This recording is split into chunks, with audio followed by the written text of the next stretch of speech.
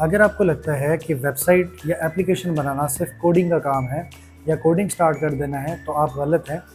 अगर आपको ये चीज़ें नहीं पता जो मैं आज इस वीडियो में बताना चाह रहा हूँ, इस वीडियो में मैं आपको पूरा एक रोड मैप देने जा रहा हूँ कि आपको वेब डेवलपमेंट या एक एप्लीकेशन डेवलप करने के लिए या एक प्रोजेक्ट बनाने के लिए किन चीज़ों की जो है वो ज़रूरत होती है और किन चीज़ों का आपने ख्याल रखना होता है जिसकी वजह से आपकी प्रोडक्ट या आपकी वेबसाइट वो फेल ना हो और उसकी जो मार्केट में हमें जब लॉन्च करनी है तो वो अच्छी हाइप क्रिएट कर सके।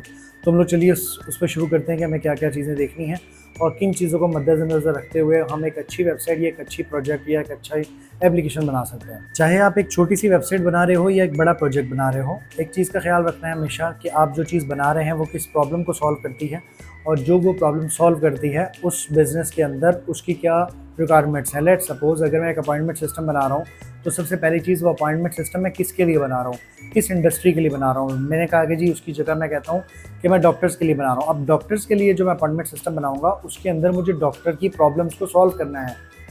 अगर मैं डॉक्टर की प्रॉब्लम को सॉल्व नहीं कर रहा मेरा अपॉइंटमेंट सिस्टम तो वो मार्केट में चलेगा नहीं। सो कोडिंग सब कुछ नहीं है, हमें पहले अपना प्लान करना है। हमें सबसे पहली बड़ी चीज़ हमें प्रॉब्लम डिफाइन करनी है। प्रॉब्लम डिफाइन करने के बाद हमें उस बिज़नेस के अंदर उस बिज़नेस को समझना पड़ेगा कि इस बिज़नेस में होता क्या है, एक्चुअल में काम ये लोग कैसे करते हैं।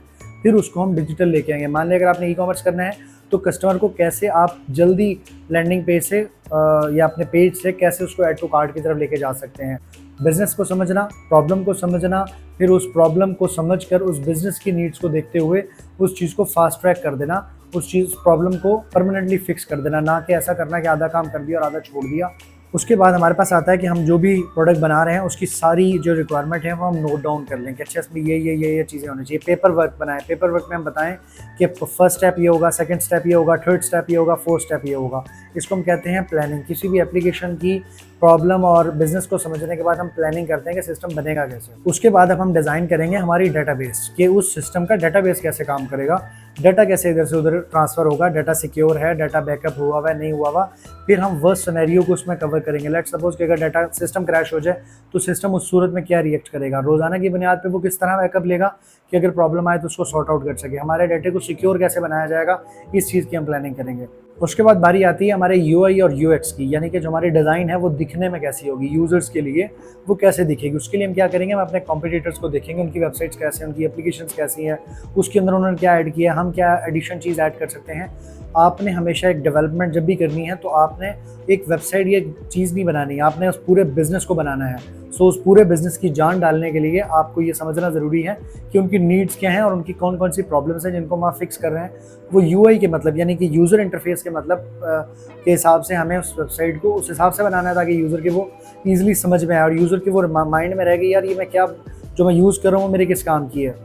अब बारी आती है बड़े इंपॉर्टेंट पार्ट की, वो है टेक्नोलॉजी। हमने जो सिस्टम बनाना है वो किस टेक्नोलॉजी पे बनाना है।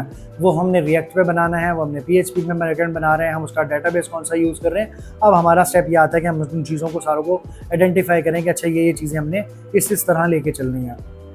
लें जी, अब हमारे पास सारी चीज़ें रेडी हैं और अब हम करेंगे अपनी कोडिंग स्टार्ट। आई होप इस सारी चीज़ें समझने के बाद आपके लिए एप्लीकेशन बनाना जो है वो बड़ा आसान भी हो जाएगा और आपका क्लाइंट भी बड़ा जल्दी खुश हो जाएगा। उसको ये पता होगा कि इस बंदे ने एक वेबसाइट या एक ऐप नहीं बनाई मेरे लिए, इस बंदे ने पूरा मेरा बिजनेस को अंडरस्टैंड करके उसकी सारी प्रॉब्लम्स फिक्स कर दी हैं। क्योंकि अगर आपका कस्टमर लॉन्ग टर्म चलेगा तो ही आप भी लॉन्ग टर्म चलेंगे। क्योंकि एक सिस्टम बनाने के बाद सिर्फ उसके पैसे ले लेना नहीं होते, उसके बाद उसकी रिटेंशन होती है कि 4 मंथ इतने पैसे उसने हमें देने हैं, न्यू डेवलपमेंट होनी है उसके चार्जेस भी उसने देने हैं। तो हमने कस्टमर के साथ जब भी काम करना है ये नहीं करना कि एक दफ़ा काम हो गया बात खत्म, हमें उसको लॉन्ग टर्म अपने साथ लेके चलना है और लॉन्ग टर्म लेके चलने के लिए हमें उसकी प्रोडक्ट के अंदर जान डालनी पड़ती है। अब हमारी प्रोडक्ट तैयार है और अब हम डिलीवर करने लगे हैं। तो अब ऐसे ही नहीं करना कि सर हमने बना लिया उसको चेक कर लिया। वहाँ पहला स्टेप ये है कि डेवलपर खुद उस चीज़ को टेस्ट करे जो उसने बनाई है, क्योंकि अब वो डेवलपर है वो समझता है प्रॉब्लम क्या थी, उसका सोल्यूशन हमने क्या बनाया, मेरी डेटाबेस कैसे काम कर रही है, यूआई इंटरफेस कैसा है। सो पूरा प्रोसेस सबसे पहले डेवलपर को पता है। सो सबसे पहले हम खुद उसको टेस्टिंग करेंगे कि हमें इसमें क्या क्या प्रॉब्लम्स हमें मिले हैं और हमने उसको किस तरह आइडेंटिफाई किया है, क्या उससे कस्टमर सेटिस्फाई होता है, क्या यूज़र्स को फ़ायदा होगा कि नहीं होगा। ये सारी चीज़ें हम टेस्टिंग फेज़ के अंदर चेकआउट करेंगे।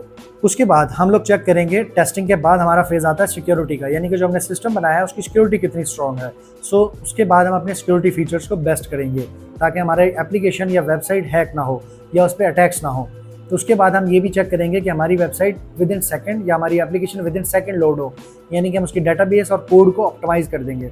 अब उसके बाद हमारी बारी आती है हम अपने सिस्टम को डिप्लॉय करें किसी सर्वर पर और यूज़र को प्रेजेंटेशन दें। अब यहाँ पे बड़ी एक इंपॉर्टेंट चीज़ है, जब हम यूज़र को प्रेजेंटेशन दे रहे हैं उससे पहले हमारे पास 2 डॉक्यूमेंट रेडी होने चाहिए। फर्स्ट यूज़र मैनुअल, यूज़र कैसे उसको यूज़ करेगा, और डेवलपर मैन्यूअल, अगर हमें उस एप्लीकेशन के साथ किसी और को इंटीग्रेट करवाना है तो हमारे पास डेवलपर का डॉक्यूमेंट भी होना ज़रूरी है, ताकि हम नए डेवलपर्स को दे सकें कि वो हमारी एप्लीकेशन से इंटीग्रेट कैसे करेगा। और अगर हो सके तो यहाँ पे एक वीडियो ट्यूटोरियल बना के आप अपने कस्टमर को दें, ताकि अगर वो ऑनलाइन सेशन के बाद भी देखना चाहे तो उसको पता हो कि एप्लीकेशन में क्या है और क्या क्या चीज़ें उसमें हमने ऐड की हैं। अब उसके बाद बड़ी इंपॉर्टेंट बारी आती है, वो आती है हमारे रिव्यू की, कि हमने जिस कस्टमर को जो चीज़ डिलीवर की है वो कैसी है। कस्टमर का रिव्यू बड़ा ज़रूरी है। अगर हमारे पास कस्टमर का रिव्यू नहीं होगा तो हमें ये नहीं पता लगेगा कि जो हमने मेहनत की है वो कैसी है। आई होप आपको इस वीडियो में बहुत कुछ समझने और सीखने का मौका मिला होगा। इस तरह की मज़ीद वीडियोज़ देखने के लिए सब्सक्राइब कर लें। मिलते हैं नेक्स्ट वीडियो में एक नए टॉपिक के साथ।